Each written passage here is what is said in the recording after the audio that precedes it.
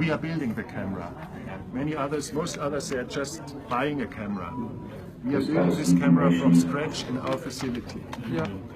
And there is a mirror block directing the laser, which comes from behind into the laser lens by a mirror. There is a mirror. And the laser beam goes here and then goes up. Oh, yeah. And there is the software. And the software has some basic features, which is live video display, as you can see here. This is live. Yeah, this is live video now. And at any moment, whatever you want to document, if you are doing ICSI, if you want to have a look at oocyte maturity, you can simply take an image by pressing F10 on the keyboard or press the foot switch. So first purpose is documentation. Yeah. Second, the system collects all the images we have taken in the quick file. This is a box for collecting the images of one session. And after taking the embryos back to the incubator, the embryologist goes to the quick file and decides which images to keep and save to the database and which images to discard. And the images he wants to keep can be labeled, also several at a time. And by pressing this button, they can be transferred to the database. I select an existing patient and an existing examination of this patient now. You see, next, finish. Now it says I will remove these images and they are gone. So this is called quick file. This is the working box for images of the last patient you have been working with. For permanent storage, we have the database. And the database contains the basic patient's data, name, birthday, insurance code, and so on. And it contains a list of treatment cycles. Every treatment cycle will have its own gallery of images. And here you see the gallery of images of this treatment cycle, and it's also possible to take digital videos, and they are in a separate folder. So it's all well ordered. It will be very easy to find the images again. So we had live video mode, we had quick file, the working box, we had the database, and on just one mouse click you can generate a hard copy PDF report, which you can print. This is, for example, to show the embryos which are going to be transferred to the patient, and to explain good embryo quality, bad embryo quality, and so on. Now, how does the laser work? The laser, first of all, has to work with a 25x laser lens, which is active here. And then, before using the laser, we have to unlock it.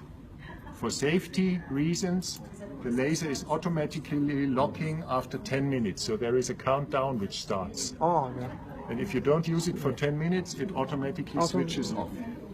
And this is the standard operating way of the laser.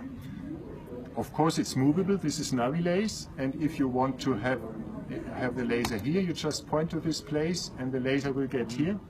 And the laser can be fired by the foot switch or by pressing this button. Now I'm pressing this button, then you can point here. Laser will follow. You press the button, you can point here. It can go anywhere within the yellow frame. This is the basic version. As I said, there is the advanced working modes, and they are available in the full screen mode of the laser. Full screen? Full screen mode. By pressing F11, we have the full screen mode. This is always part of the package. This is standard. Apart from having the hole, which you can move by drag and drop, we are having some other working modes. As I said, hatching, for example. Hatching, zona, hole. Hatching, zona thinning, trophectoderm mode. And hatching is a straight line of shots, as you see. The embryologist can define the starting point, he can define the ending point, he can define the length, he can define the number of shots along this line. After adapting everything, the laser can be released and it will automatically work along this line. We do nothing. Very easy. Very easy. The same is true for the next mode, which is called sonar thinning mode. Zona, yeah. Sonar thinning. Marcus just showed it. Ok. Bóc màn đấy. Again, we will have a circle of shots, and let's say I want to start here, I want to finish here, Yeah. and the sonar bending is like this. Rồi. Yeah? Yeah, great. I can adapt everything. Yeah, yeah. And then finally I start the laser again, and it will very, very precisely work down along this line. Take away 2/3 of the sonar thickness, making it easy for the embryo to hatch and implant and generate a pregnancy. Yeah. And the third working mode is the so-called trophectoderm mode. And in the trophectoderm mode, you get a yellow line on the screen, and the laser with a little increased energy, since trophectoderm is more difficult to cut than zona pellucida, it will cut along this line with 3 shots in a quick sequence. If I now start, you see 1, 2, 3. That's cutting trophectoderm, the biopsy you want to take and send away to the genetics lab.